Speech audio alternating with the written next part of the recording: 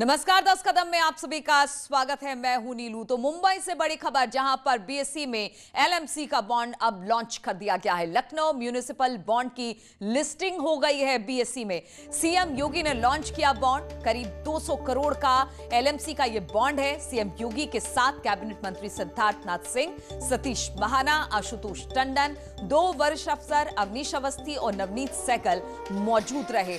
तो एक बड़ा ऐतिहासिक पल था। एलएमसी का बॉन्ड लॉन्च हुआ है। इस मौके पर खुद सीएम योगी वहां पर मौजूद थे और उन्होंने इस बॉन्ड को लॉन्च किया। बहुत सारी संभावनाएं हैं। विकास की बातें लगातार प्रदेश को लेकर होती रही और खास तौर पर अगर राजधानी लखनऊ की बात की गई तो यहां पर यह कहा गया कि नगर निगम इतना समृद्ध हो कि वो विकास लखनऊ का सही तरीके से कर सके और जरूरत इसी को लेकर एलएमसी का बॉन्ड लॉन्च किया गया। उत्तर भारत में पहला नगर निगम होगा जहां पर बीएसई में इस बॉन्ड की लॉन्चिंग हुई है, लिस्टिंग हुई है।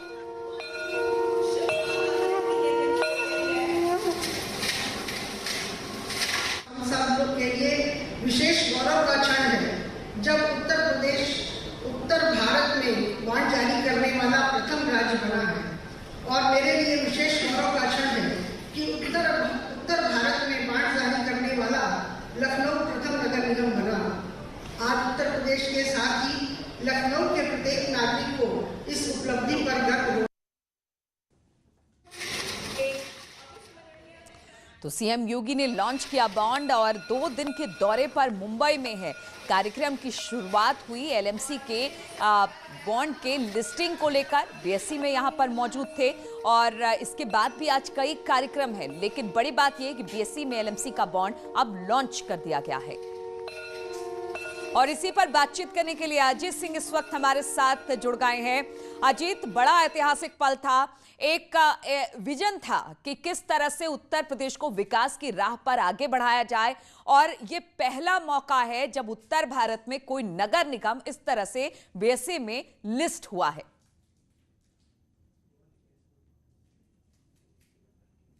देखिए, बिल्कुल नीलू, लखनऊ नगर निगम के लिए और उत्तर प्रदेश के लिए भी काफ़ी अहम दिन है क्योंकि 200 करोड़ का म्युनिसिपल बॉन्ड आज लिस्टिंग हुआ और खुद सीएम योगी वहां मौजूद हैं। लिहाजा उत्तर प्रदेश को एक कदम आगे बढ़ाने की कोशिश, जिस तरह निवेशकों की रुचि थी वो 10% से 10 साल का 8.5% पर यह बॉन्ड जारी हुआ, तो निश्चित तौर पर एक बड़ा कदम है। जिस तरह आपने देखा कि सीएम योगी जब संबोधन कर रहे थे उन्होंने कहा कि गाजियाबाद, वाराणसी के अलावा कई नगर निगमों को भी हम आगे उसको प्रक्रिया में है जिसको लिस्टिंग कराएंगे। इसके साथ ही उन्होंने एमएसएमई की बात की, 1 डिस्ट्रिक्ट 1 प्रोडक्ट की, कि हमारे जो बड़े प्रोडक्ट हैं उनको भी हम आगे उसकी प्रक्रिया में उसको आगे हम ले जाएंगे। तो निश्चित तौर पर कहीं ना कहीं ये जो प्रदेश है वो आगे ले जाएंगे। इसके जो बॉन्ड है इससे काफ़ी लखनऊ नगर निगम को फायदा होगा। और जो लोग निवेशक होंगे, पहला राज्य है उत्तर भारत का और पहला नगर निगम है जहां के बॉन्ड की लिस्टिंग हुई नीली। और दूसरी बात कि मुख्यमंत्री बॉम्बे दौरे पर हैं, मुंबई दौरे पर हैं। 2 बड़े मकसद हैं। एक तो बॉन्ड जो था उसकी लिफ्टिंग हो गई है, उन्होंने राम जन्मभूमि का प्रसाद भी वहां दिया, जो वहां के जो प्रबंधक थे। इसके साथ ही फिल्म जगत के लोगों से वो मुलाकात कर रहे हैं, उद्योगपतियों से मुलाकात कर रहे हैं कि आखिर उत्तर प्रदेश में निवेश आए कैसे। जिस तरह आपने देखा कि 2000 एकड़ में ग्रेटर नोएडा और जेवर एयरपोर्ट के बीच में फिल्म सिटी बनाई जा रही है। उन्होंने कल अक्षय कुमार से मुलाकात की, कैलाश खेर से मुलाकात की, अडानी ग्रुप से मुलाकात की। तो कई सारे कदम मुख्यमंत्री एक साथ उठा रहे हैं कि उत्तर प्रदेश को कैसे विकसित प्रदेश बनाया जाए। और यही सपना था, मुख्यमंत्री का यही सपना था कि उत्तर प्रदेश को विकास की राह पर लेकर चले और एक एक कदम कर अब उत्तर प्रदेश विकास की राह पर आगे बढ़ता भी जा रहा है। सर्वेश इस वक्त मुंबई से हमारे साथ जुड़ गए हैं। सर्वेश, जो सपना लेकर मुख्यमंत्री वहां पर गए थे उसकी तो लॉन्चिंग हो गई है। बीएसई में एलएमसी बॉन्ड जो है म्युनिसिपल बॉन्ड उसे लॉन्च कर दिया गया है। अभी भी क्या वहां पर मुख्यमंत्री मौजूद हैं और आगे का किस तरीके का कार्यक्रम मुख्यमंत्री का?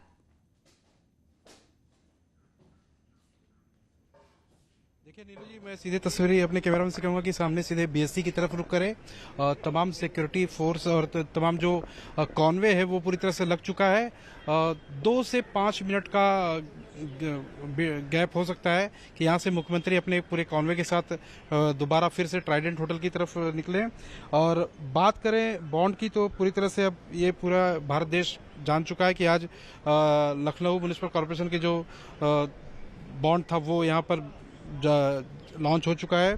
और जो अगली मीटिंग है नीलू जी, उसमें देश के बड़े बड़े जो उद्योगपति हैं, इंडस्ट्रिस्ट हैं, डिफेंस कॉलोनी बनाने में जो महारत हासिल किए हैं, उन सभी उद्योगपति, बिल्डर्स और तमाम जो लोग हैं, इनमें अगर बात करें तो टाटा के जो चेयरमैन हैं एन चंद्रशेखर शामिल हैं। साथ ही डिफेंस कॉलोनी बनाने वाले में PLL सिस्टम प्राइवेट लिमिटेड है, जिसके अशोक वाधवान चेयरमैन है। तो इस तरह से कई डिफेंस जो कामों में एक्सपर्ट हैं, उनके साथ बिल्डर्स हैं, बैंकर्स हैं, साथ ही फिल्म जगत से जुड़ी कई बड़ी हस्तियां हैं, जिसमें सुभाष घई हैं, हिरानी हैं, तमाम जितने प्रोड्यूसर हैं, डायरेक्टर हैं। एक लिस्ट, लंबी चौड़ी लिस्ट है। तकरीबन जो हमारे पास जानकारी है उसके मुताबिक फिल्म जगत से आज तकरीबन 12 से 14 जो लोग हैं, फिल्म डायरेक्टर, प्रोड्यूसर हैं, तो वो इस सर्वेश, मीटिंग में क्या जो ये मुलाकात सीएम योगी के होने वाली है, चाहे डिफेंस कॉरिडोर को लेकर तमाम जो बड़े उद्योगपति हैं उनके साथ जो बैठक है, और जो फिल्म सिटी को लेकर जो तमाम फिल्म से जुड़े लोग हैं उनके साथ जो बैठक है, क्या उनकी टाइमिंग अलग अलग है? किस तरह से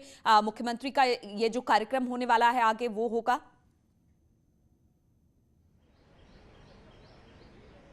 देखिए, जो टाइमिंग अभी तक जो पता चली है उसके मुताबिक टाइमिंग एक ही रखी गई है, और एक ही टाइमिंग में अलग कमरे में एक ही साथ मुलाकात की जाएगी, क्योंकि इनकी जो यहाँ से रवानगी है दोबारा लखनऊ जाने की, वो टाइमिंग फिक्स है। तो टाइमिंग अलग अलग किसी को नहीं दी गई है, एक ही टाइमिंग में एक ही मुलाकात होगी, और 2:15 बजे करीब जो प्रेस कॉन्फ्रेंस है, मीडिया से रूबरू होंगे।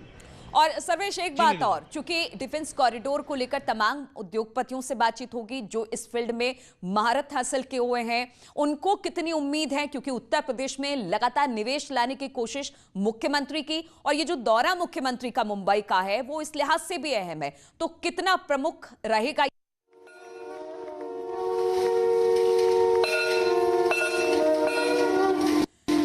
चलिए, तो LMC का बॉन्ड अब BSE में लिस्ट हो गया। बहुत बहुत शुक्रिया आप दोनों का हमारे साथ जुड़ने के लिए। तो आज एक ऐतिहासिक क्षण और विकास के लिए उत्तर प्रदेश के लिहाज से आज का दिन बेहद अहम है।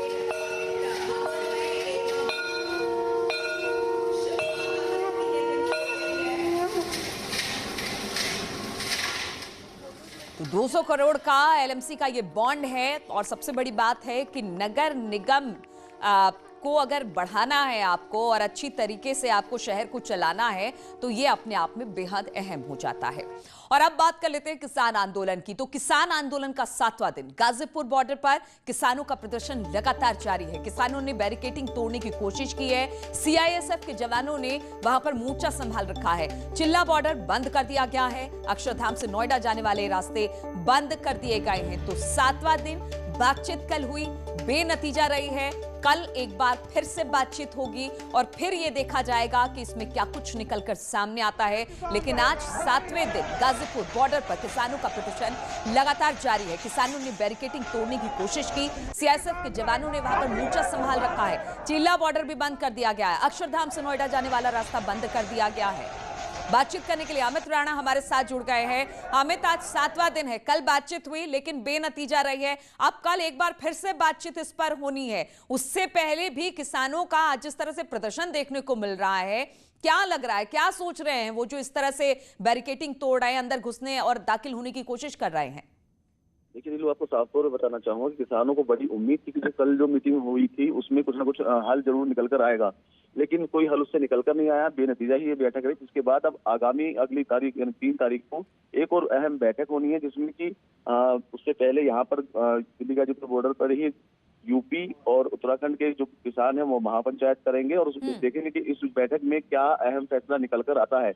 अगर ये बिल वापस लिया जाता है या इसमें कोई संशोधन किया जाता है जो किसान हित में होगा, तो किसान आंदोलन रोक दिया जाएगा। नहीं तो इनका कहना साफ तौर पर यही है कि किसान आंदोलन और भी ज्यादा उग्र हो जाएगा, क्योंकि आर पार की लड़ाई के लिए इस बार किसान पूरी तरह तैयार हैं।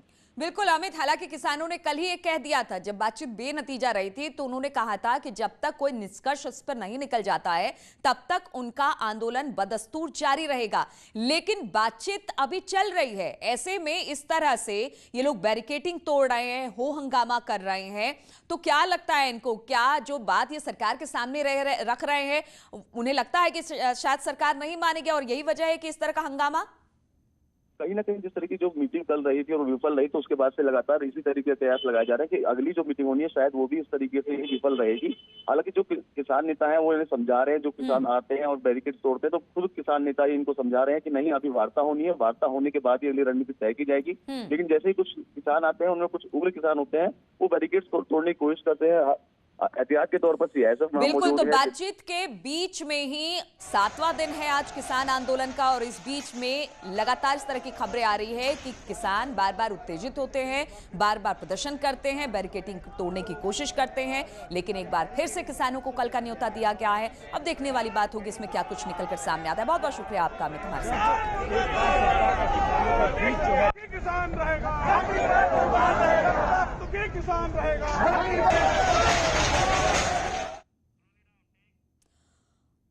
और कौशाम्बी से खबर मिल रही है, यहां पर 8 लोगों की मौत हो गई है। सड़क किनारे खड़ी कार पर एक ट्रक पलट गया।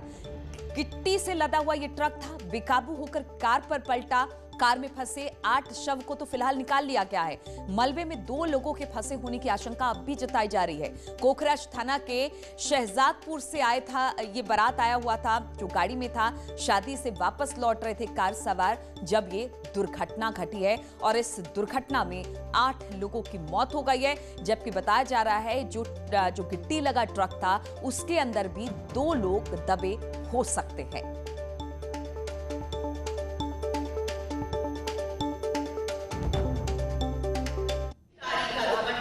ड्राइवर था और 7 अन्य सदस्य थे, और ये ट्रक के पलटने के कारण उसमें से जितने 7 परिवार के सदस्य और 1 ड्राइवर, इनकी मृत्यु हुई है। 2 डेड बॉडी अभी, उसमें से 2 जो डिस्ट्रिक्ट हॉस्पिटल पहुंचे, उनको वहां पर जिला अस्पताल में सीएमएस ने ब्रॉड डेड अभी डिक्लेयर करा है, और बाकी जो यहाँ से निकली वो डेड बॉडी हैं, उसको टोटल ड्राइवर को मिलाते हुए 8 लोगों की मृत्यु हुई है। ये जो ट्रक है ये बालू की, ये गिट्टी की भस्सी जो डस्ट होता है उससे लदा हुआ था, और इसमें इसका जिस तरफ पलटा है उसका एक टायर फटने से ये घटना हुई, तो पलट गया है ट्रक। तो गिट्टी लदा ट्रक एक कार पर जा गिरा और ये बड़ा हादसा हो गया। बारात लौट रही थी वापस, और इसी दौरान ये हादसा हुआ जिसमें 8 लोगों की मौत हो गई है। बड़ी मुश्किल के साथ, तो बुरी तरीके से ये दुर्घटना हुई, बड़ी मुश्किल के साथ शवों को बाहर निकाला जा सका है। और जो गिट्टी लदा हुआ ट्रक था, जब वो पलटा है तो उसमें 2 लोगों के दबे होने की आशंका अब भी जताई जा रही है। कौशाम्बी का ये पूरा मामला है, जहां पर बारात लौट रही थी, उसी कार पर एक जो ट्रक था गिट्टी लदा हुआ वो पलट गया, जिससे ये बड़ा हादसा हो गया। क्या लोग निकल जाए?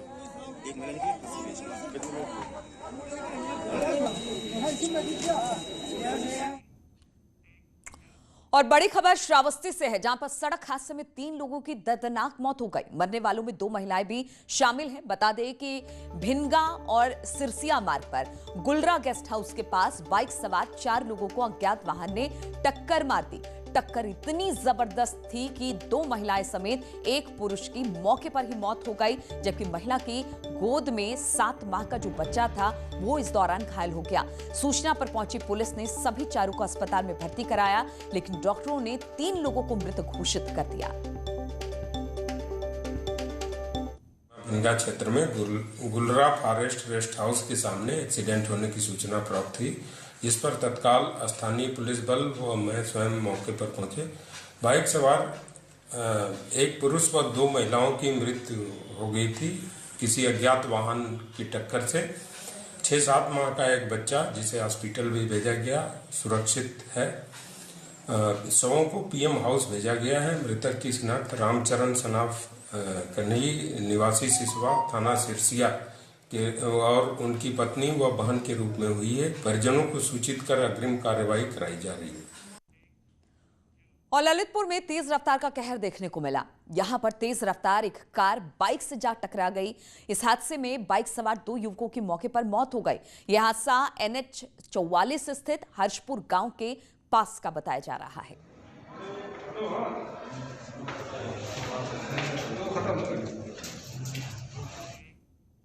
और खबर उन्नाव से, जहां पर 11 दिन से लापता प्रॉपर्टी डीलर का शव कल्याणी नदी में मिलने से सनसनी फैल गई। प्रॉपर्टी डीलर के गर्दन पर चोट के निशान भी हैं।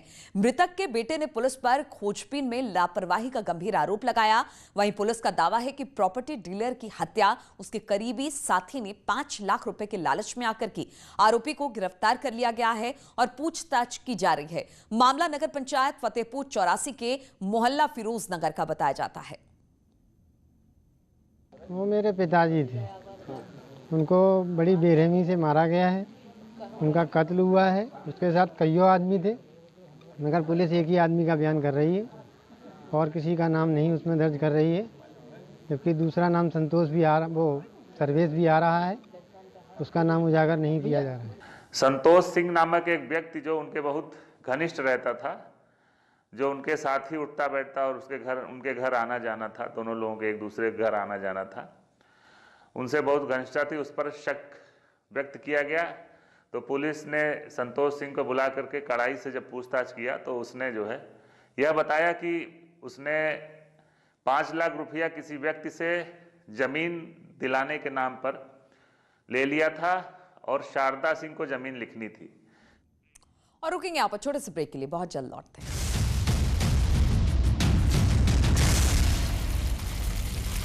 W18.com पर